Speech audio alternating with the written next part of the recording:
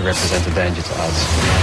And the secret to even larger size may lurk in their ancient DNA. Code for a truly monstrous Croczilla. The propensity to become a giant is always present in the crocodilian lineages. I think the conditions are ready right now for a super croc.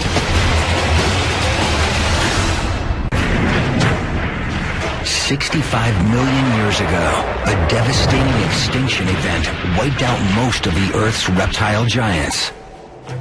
Today, one massive-bodied beast remains. They avoided the extinction that nipped the dinosaurs in the bud, leaving only birds as descendants. It's really an incredible success story. They're one of evolution's most incredible survivors, revered by some as gods, reviled by others as man-eaters. So never underestimate a crocodile in the water. If you get too close to it, then really, that's the end of it.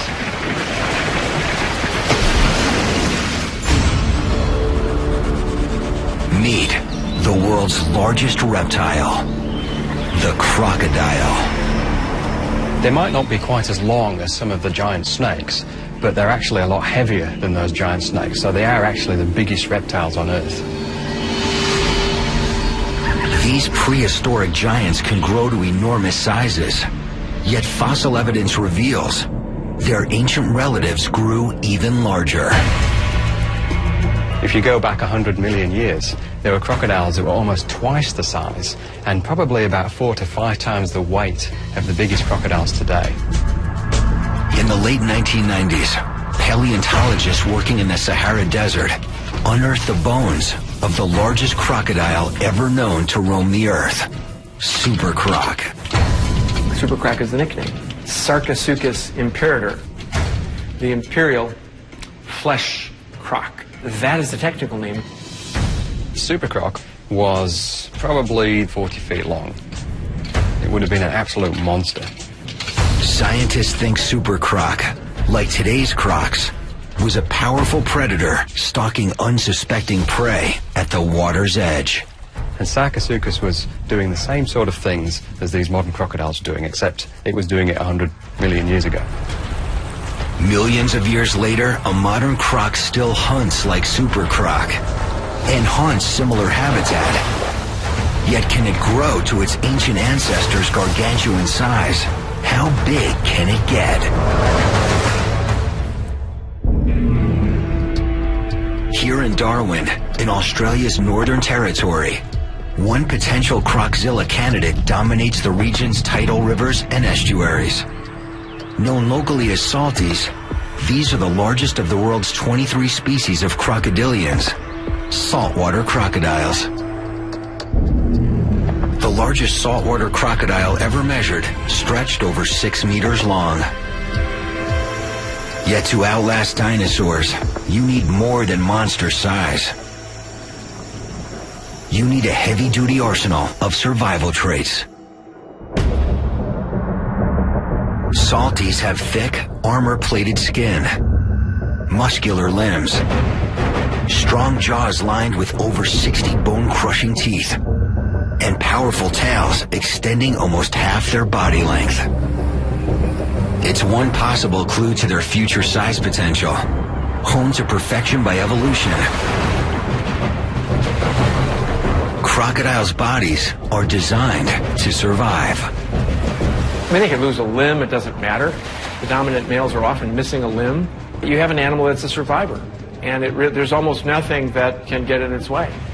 It's almost like a Ferrari now. It's had so much refinement done to the general body plan of a crocodile that what you've got now is you've got, like, you know, the best possible crocodile that you could possibly have. Most creatures are no match for this ancient survivor's awesome anatomy. Even humans. Salty is your A1 predator, something to watch out for. They eat humans every year. Very large, and they're certainly more than big enough to represent a danger to us.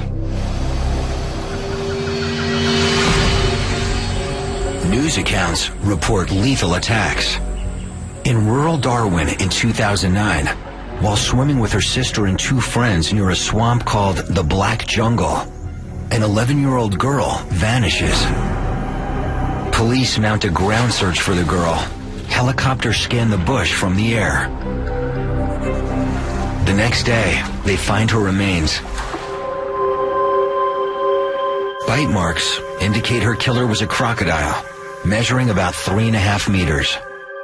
Trained crocodile catcher Robbie Risk was part of the search team. That was a really emotional event, and that took about a day to find any remains. When we did, it was something that which you don't really want in your head. Groups of armed officers scour the area, setting traps throughout the floodplain, but they never find the culprit croc.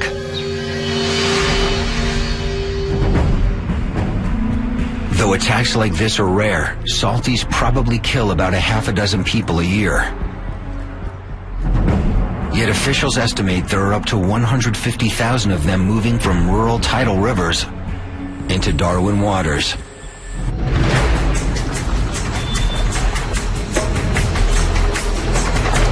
Accidental run-ins with wild crocodiles are an ever-present danger here. But there's an even more dangerous phenomenon. Rogue crocs that attack people on purpose. Rogue crocodiles don't behave like normal crocodiles, and they represent a really very significant danger. Often rogue crocodiles are the kinds of animals which have successfully attacked someone. They realize how easy it is, and then they try and do the same thing again. And very much unlike other crocodiles, which tend to stay away from people, rogue crocodiles will try and seek people out. Rogue crocodile is a problem crocodile. It's just got attitude and does, wants to kill everything, really.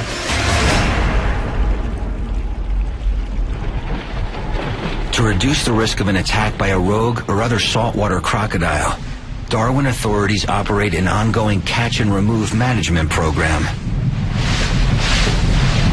We've caught over 170 crocs this year, compared to last year, which was about 140. So we have actually caught a fair bit this year. Might even break the record. What we're doing here is just checking and rebaiting the trap. Croc catchers like Robbie monitor over 60 movable traps. They keep them baited, and when they find crocs inside, they remove them, mark them, and record their size. The largest salty Robbie's ever caught measured over 4.5 meters. But any size croc can do some damage. 3 meters, 4 meters can actually crush skulls and stuff like that. When you work with crocodiles, you have to be very respectful of what they're capable of. And if it goes wrong, that's when you lose your hand, that's when you lose your arm, that's where potentially you could lose your life. Today, crocodile specialist Dr. Adam Britton is riding along with Robbie. He's collecting DNA to help create a genetic map of Darwin's crocodiles. What we're doing is we're taking tissue samples from crocodiles that we're catching in Darwin Harbour, and we're comparing them with tissue samples from crocodiles that we're going to be collecting across the northern coast of Australia. And what that's going to do, hopefully, is tell us a little bit about where the crocodiles that are moving into Darwin Harbour are actually coming from. Dr. Britton's map may someday pinpoint the breeding colony of giants. But for now, his research is geared toward keeping the peace between humans and a potentially deadly crocodile species. What we can learn about these crocodiles is why they're moving and what's motivating them to move. And if there's a risk of crocodile attack, then you have to try and reduce that risk. And hopefully we can figure out how to make it safer for people. And then people will be more likely to put up with crocodiles that live on their doorstep. Well, here we are at number 2 trap in Darwin Harbour. Just going to give it a pull. As you can see, I've just tested the trap. The croc comes in. As he comes into the trap itself, he'll actually pull down on the meat, the bait, which triggers the door and so it's a pretty simple mechanism and it works pretty efficiently. All right, off to the next trap. As the team heads off to check the next trap, they can only guess what size beast will take the bait. Thousands of miles from Australia, in the heart of Africa, another huge amphibious carnivore stalks the water's edge. The Nile crocodile. The most dangerous crocodile species on Earth is actually the Nile crocodile. It kills a lot more people every year than saltwater crocodiles do. In some countries alone, for example in Tanzania, it's thought that Nile crocodiles can kill between 100 and 200 people every single year. Nile crocodiles are known for growing large and taking down large prey.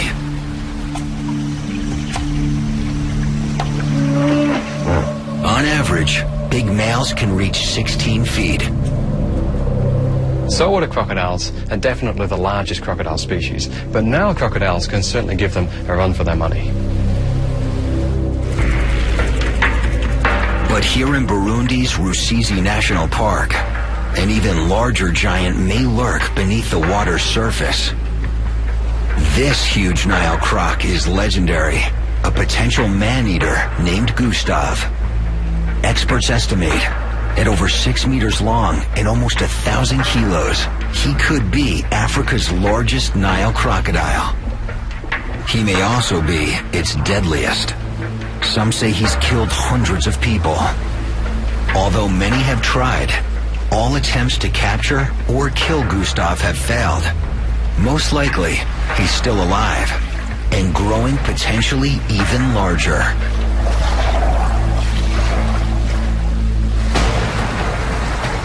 A crocodile can grow as long as it lives. It's another clue to their future size potential. When most creatures mature, they reach a maximum size and growth stops. But crocodile size has no limits. It's a phenomenon known as indeterminate growth. In captivity, with a steady food supply and fewer survival challenges, crocodiles may be able to live longer and grow larger than crocs in the wild.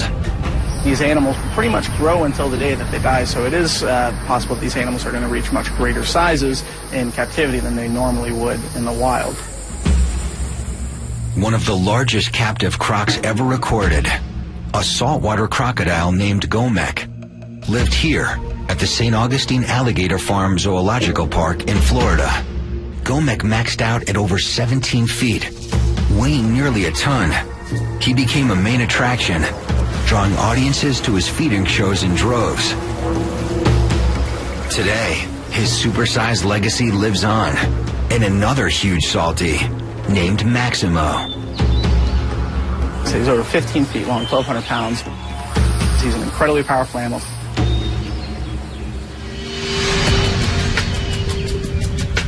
Working with carnivores as large as Maximo carries extreme risks. Zoo staff is always cautious. I said he looks at us as a potential food source, so certainly need to watch out for that. He's surprisingly quick for an animal his size. You can see the power in this animal when he jumps up after a rat. It's just something you really don't want to get too close to.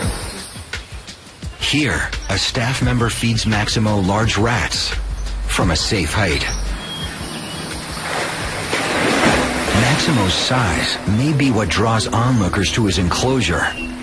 Yet like other crocodilians, his most remarkable trait may be intelligence.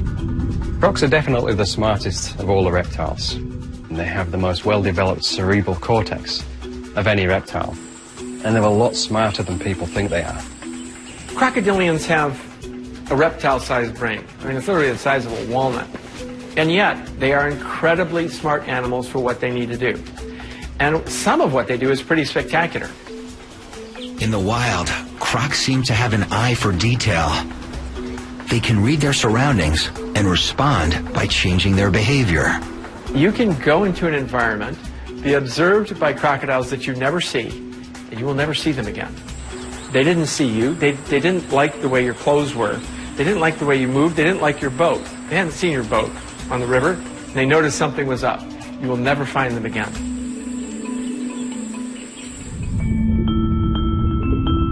They may also display some form of memory. To be a crocodile, You want to know where the best place to hunt is going to be on a day-to-day basis. And you can't just stumble upon it every day. You have to remember, you have to learn.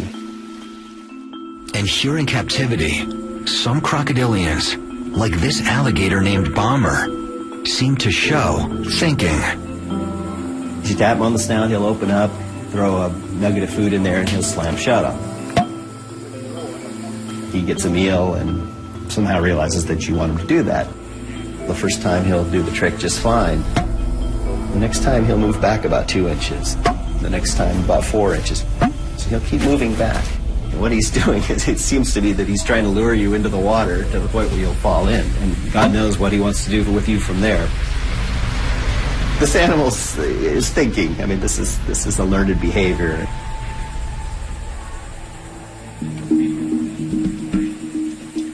These ancient survivors are more than creatures of pure instinct, and Maximo's no exception. And he's learned a routine for the show, and he knows time of day. So if we walk up onto that platform, right at 3 o'clock, he starts going through his routine that he has to go through for the feeding show. So that didn't take him very long to learn it all. Maximo! He was trained to kind of a 3-tap cue, so if you kind of pound the boardwalk 3 times, he'll still react to that. A lot more intelligent than most people probably give him credit for. Smart, powerful, huge, and still growing. Most crocodiles seem to live as long as we do. But from the evidence that we've got, most crocs seem to live between about 60 and 100 years old. Maximo's just 40 years old. At 4.5 meters, 544 kilos, he can grow for decades. Only time will tell how much bigger he can get.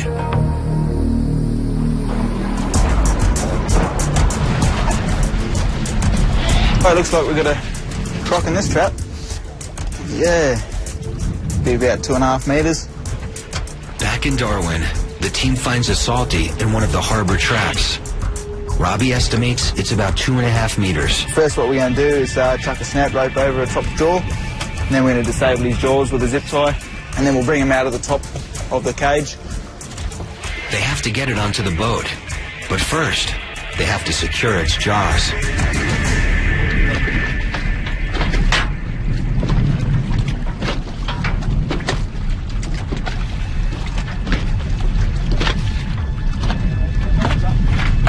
To get the croc to open its mouth, the croc catcher taps it on the snout. He slips a snout rope around its upper jaw.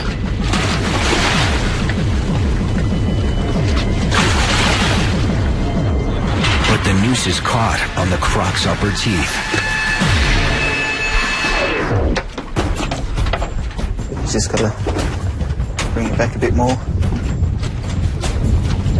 They didn't want it slipping off at the last minute. Nah.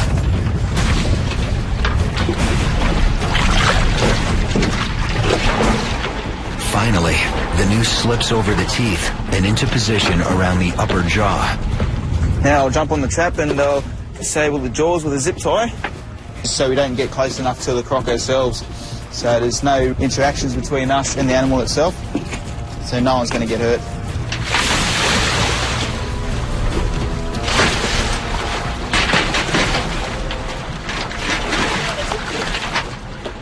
Now what we're going to do now is just duct tape his jaws together and then cover his eyes. Covering its eyes helps minimize stress. Eyes covered, jaws are secured. Now we're ready to bring him out of the trap.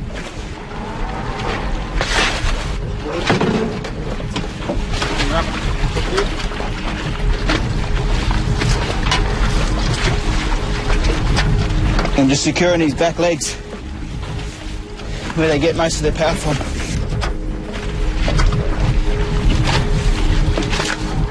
And final part, just a bit of protection there from his other teeth that are protruding over the top jaw. So when we do handle him, he won't cut our hands up and stuff. Even with the croc's jaws zip-tied and taped, with one swing of its head, its large teeth can tear open human flesh. With a wild salty captured for relocation, Robbie and the team loaded onto the boat.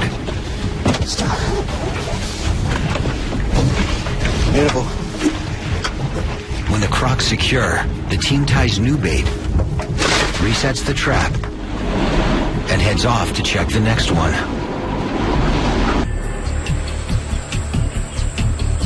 In Florida, at the St. Augustine Alligator Farm, biologist Dr. Gregory Erickson is studying a crocodile's main predatory tool, its bite.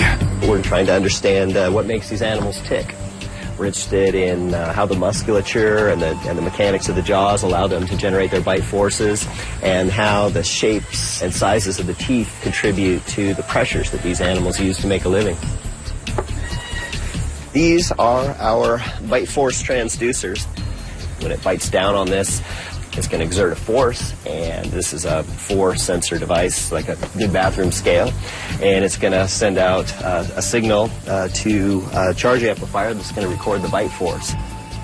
He starts by prepping a specially designed bite force meter. The meter's leather pads, it doesn't hurt their teeth. And as soon as you touch one of their teeth, it triggers a snapping bite, is what we call it, and they'll slam down apparently with as much force as they can possibly generate, and we'll get a recording instantly of what the maximal bite force was. I'm not exactly sure what this Nile crocodile is going to do. They tend to be rather surly animals.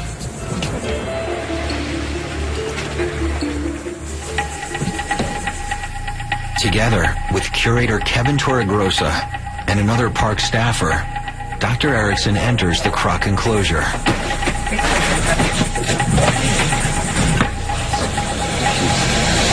He's a mad motor scooter.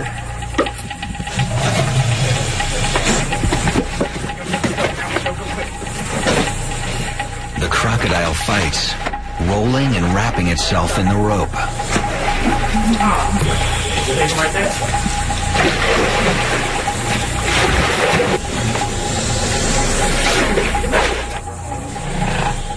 But finally, the team lifts the croc out of the water and onto an examination board. What we're going to do is throw the board in. I'm going to push the jaws down on the board. You're going to put the mouthful on to hold his jaws on the board. We're going to tape it up.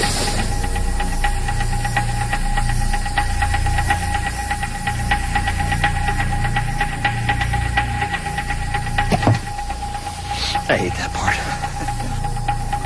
A wooden block props open the animal's jaws and prevents it from clamping down. Right there would be good. Okay, cinch it down. Tight.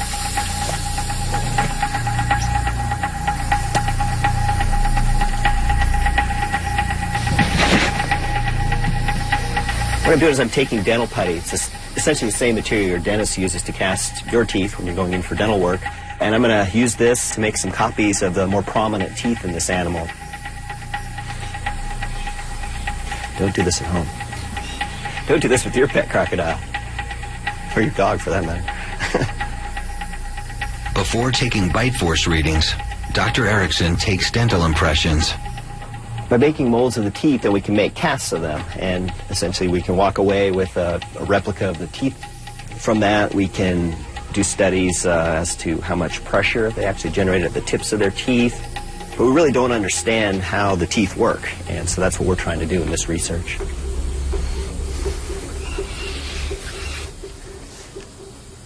I hate doing this. It's not a natural thing to do, to put your hand in the mouth of a crocodile. It's for the cause, I guess. This will set in about 5 minutes, and so we'll be able to pop that right off and hopefully get this animal back in the water as soon as possible. In the meantime, we're going to go ahead and measure up this animal. We need to make some measures on the skull and also its body size, so we can use that to understand how this animal's bite force compares to others of the same species.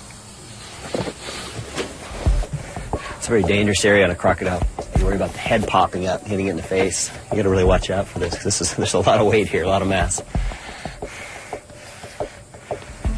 Head length is 35.5. Head length retro, so HLR, is 46.2.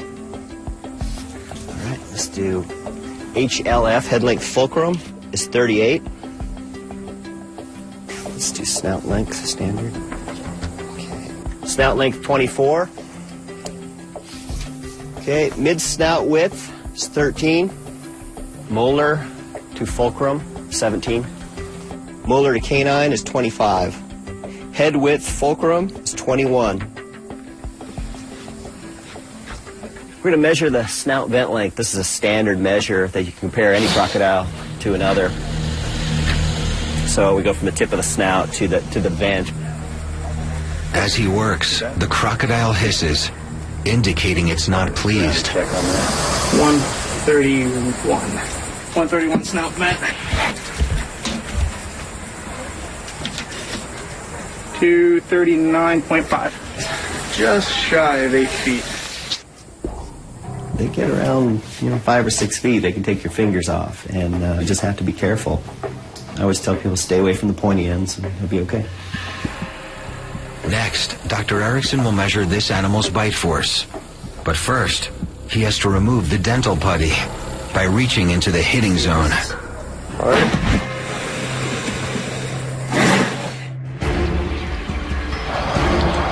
Another clue to crocodile's future size potential: predatory skill. Crocodiles are classic ambush predators. In other words, they stalk silently and attack rapidly.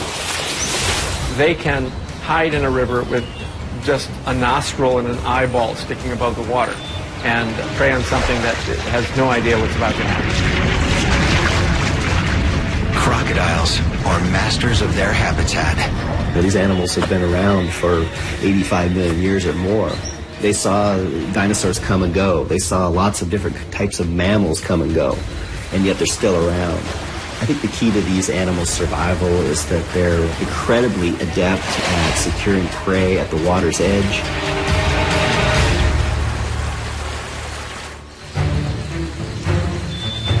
To hunt, they often just sit and wait. All animals have to have water, and so you've got a constant source of food coming to you, and all you have to do is get good at catching it. It doesn't really matter who the players are coming to the water's edge. The crocodile doesn't care as long as it's a meal.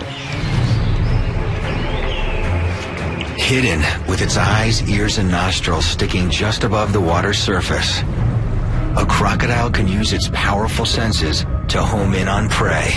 They have these pressure receptors around their jaw, and literally they can detect changes in pressure through the water. They have an excellent sense of smell. They can smell animals and prey from quite a long distance away, and it could be several kilometers away. The hearing's actually better than ours at low frequencies, and so they can hear the rustle of footsteps. They can hear animals moving through grass. Their eyesight is excellent too. They've got full color vision, and they can see at night very effectively.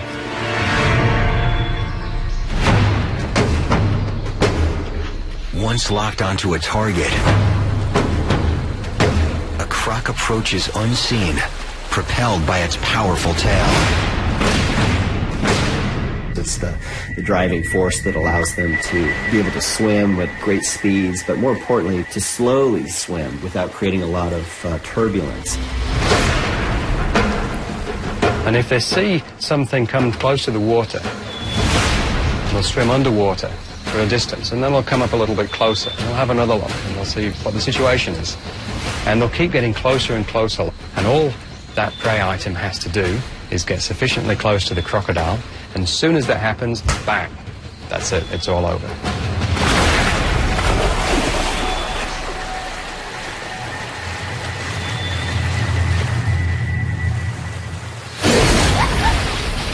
Launching an explosive surprise attack, a crocodile bites down with bone-crushing force, dragging its victim into the water to drown it. Sometimes it goes into a death roll. The crocodile may roll to try to disorient the prey item. Sometimes the animal's dismembered at that point. The animal will die nearby from bleeding. Ideally, the crocodile's trying to drown the prey item. Once the animal's drowned, of course, then it's secure to meal. Once its prey is dead, a crocodile uses its body to tear it to pieces. They just simply rip it apart with a motion of their head. They're like a tube of muscle, a little bit of flexibility, especially in the neck region, the armor. There's a little break in the armor there, so it can just yank its head back and forth and just literally rip limbs and bodies apart.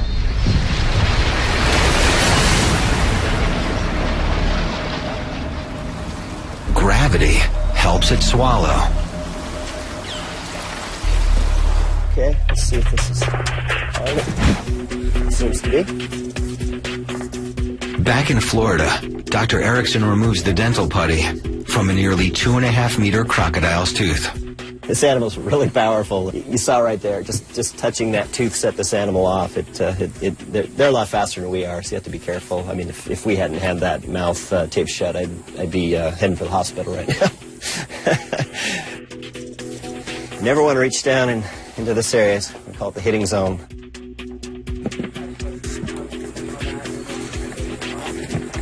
Got a really nice mold here of the malariform teeth as well. And so we'll take these back to the lab and we'll make some replicas of this crocodile's teeth.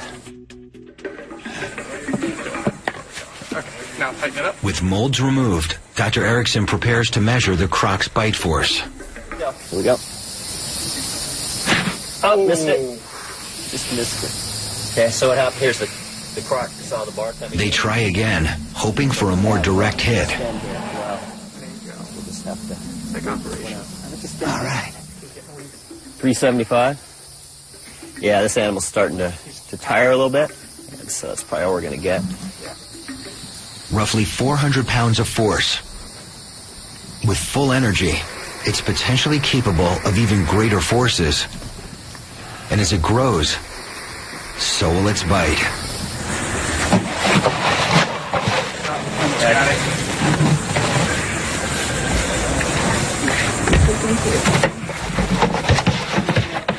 Run all the way back.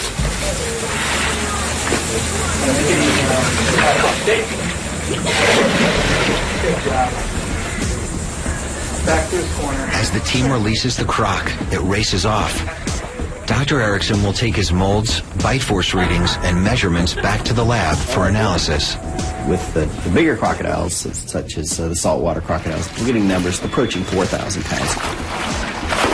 Almost twice what we see in the spotted hyena, which is the bone-crushing champion among mammals. It's also twice as high as what you see in the Bengal tiger or an African lion. Over 1,800 kilos of force eclipses any animal on the planet. Dr. Erickson believes the huge force is necessary for its survival. Most crocodiles don't have particularly sharp teeth. They're blunt instruments, not well designed for puncturing things. But with the kind of forces these animals generate, they are able to produce pressures that are high enough to puncture through hide and sustain impacts with bones. And they pull it off, and they've been doing it for a long time. They're pretty good at it.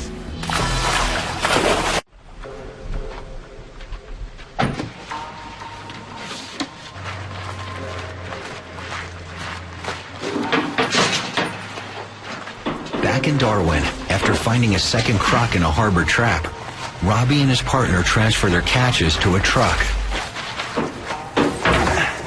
Measure them up. And then identification numbered. We always keep the heads up just to stop them from, regurgitating. And then they could drown because, their jaws have been taped up. This is a receipt book here. This is what goes to the croc farm, and we keep the other half. Record the sex and how we actually caught them, and also the size of the animal. The feature for these two crocs here are decided by the croc farm who we give them to. Being one a female, a fairly large one, they'll use for a breeder, where the other one is a male, they'll probably use for a skin product and or meat product.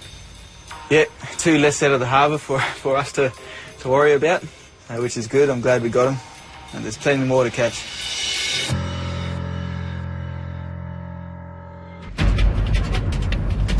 Another clue to crocodiles' future size potential? They're one of nature's most adaptable animals, capable of feeding on a wide range of prey, from small fish to beasts as big as kangaroos.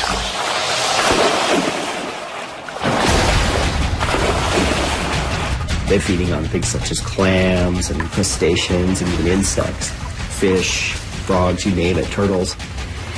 They're able to feed on a broad range if the opportunity presents itself or if they're forced to do so just due to diminishing resources.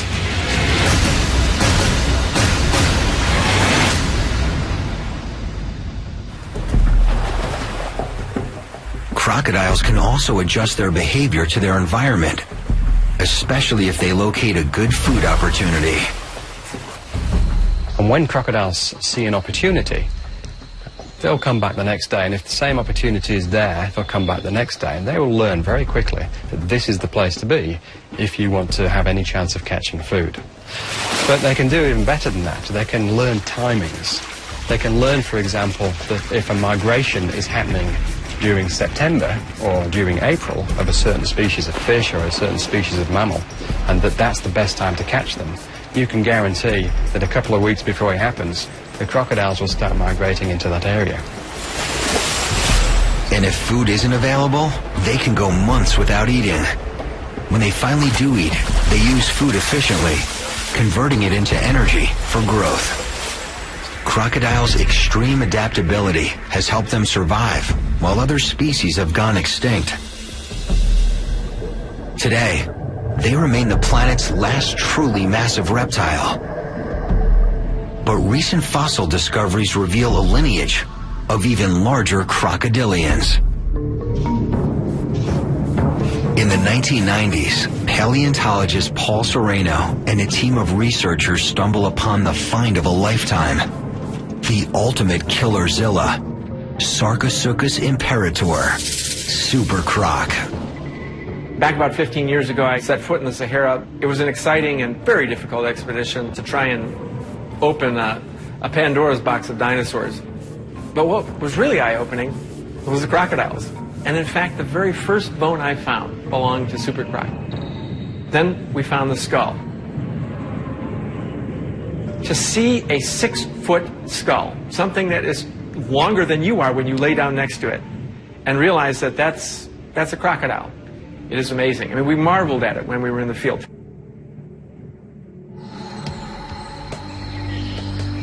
Roughly 110 million years ago, super crocs stalked the banks of a river, coursing through what is now arid land.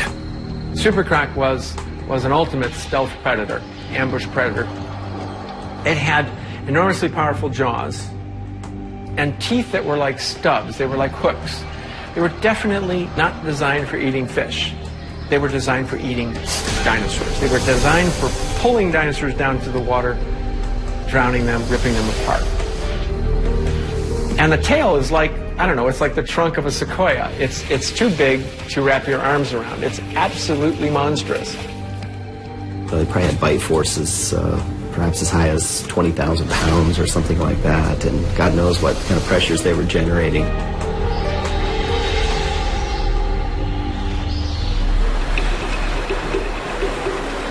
In his lab at the University of Chicago, Dr. Sereno continues to marvel at super croc's fossilized skull.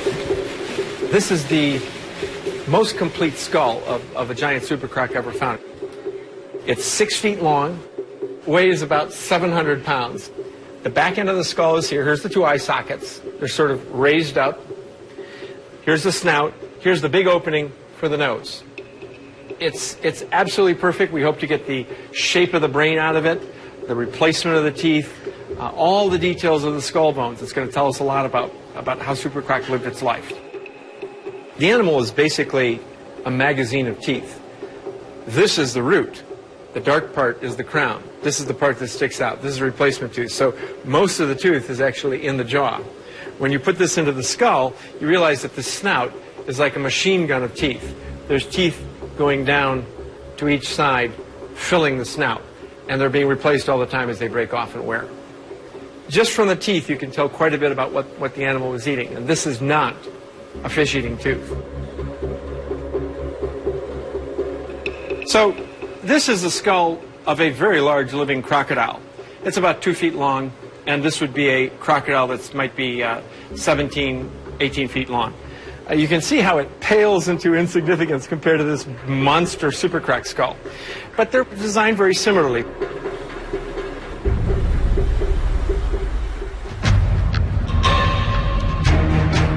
So, how big was Super Croc? They're about twice the size of the largest saltwater crocodiles, and probably somewhere in the region of about 10 times as heavy. Well, we think Super Croc was 40 feet long as a full adult. Yes, a croc the size of a school bus. How much did it weigh? 8 tons is a good estimate. The largest crocodile to ever survive on Earth.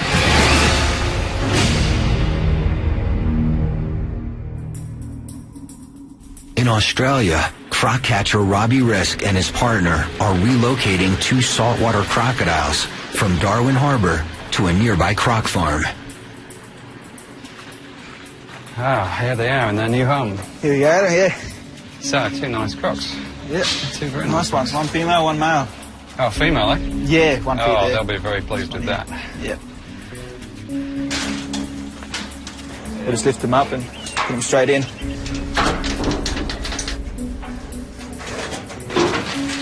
3. I've got the light in.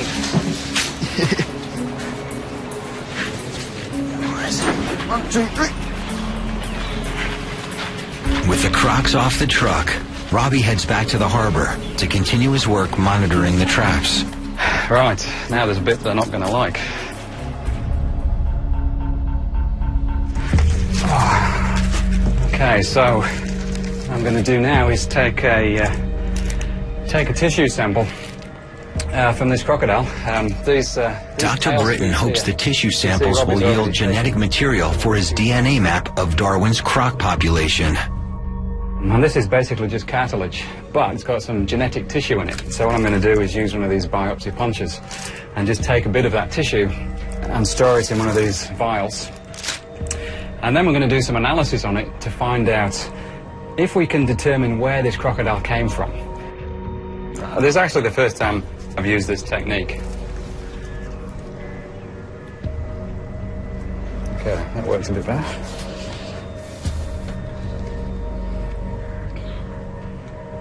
Obviously, it obviously stings a little bit, but for these crocodiles, they've got such thick skin. It's probably a bit like us having an injection. So that's the sample I've taken. It's just basically a hole through the scoot, and it's just connective tissue, really, but we can get some genetic information from this. Stick it in there. So we can keep this for however long we need to, and then we send these down to the lab along with lots of others, and we should get some really useful information out of it.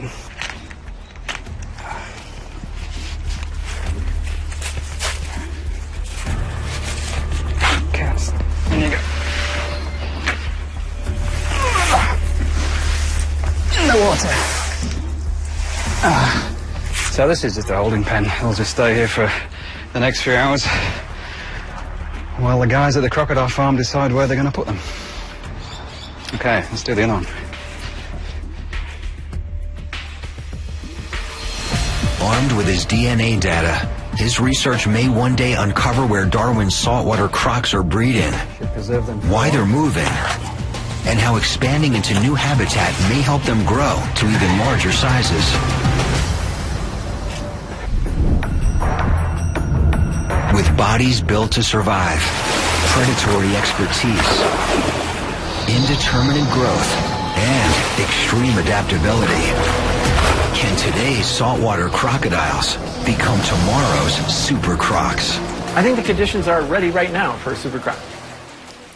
In warm climates, the very largest river systems, I think, could support a huge crocodile. Temperature, certainly a factor for growth. These animals do have a fairly slow metabolism, but if the weather's warmer, they're going to be eating a lot more. It certainly could help them grow a lot larger. Warming temperatures and large prey may drive crocodiles to even greater sizes. If large prey evolved near the water's edge, I think it's quite possible, possibly even likely, that giant crocodiles would evolve again. But experts say there's one primary key to reaching the size of super croc: prolonged adolescence.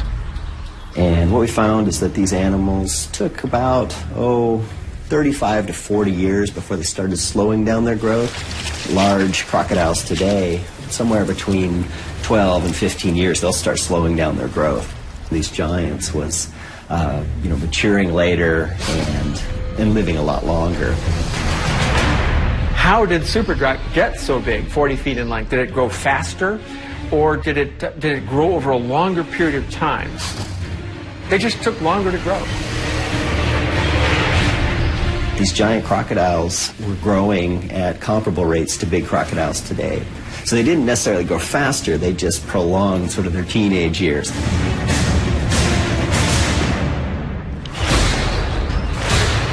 With the right circumstances and an extended adolescence, modern crocs may someday morph into future giants. Body size is one of the easiest things for evolution to change. Just a handful of genes, a couple of glands going on and off at different times, and you can enlarge yourself beyond what you once were. What happened during crocodilian evolution was on about 6, 7, maybe even 8 occasions. Crocodile lineages reached gigantic proportions, animals 35 feet or more. The propensity to become a giant is always present in the crocodilian lineages. Life is not constant, life will change. And it may be possible that in the future, something as large and impressive and awesome as Sarcosuchus might one day exist again. So, how big can it get? If future salties size up to super croc proportions, this is what a croczilla might look like. A fearsome predator clocking in at more than 12 meters, 7,000 kilograms.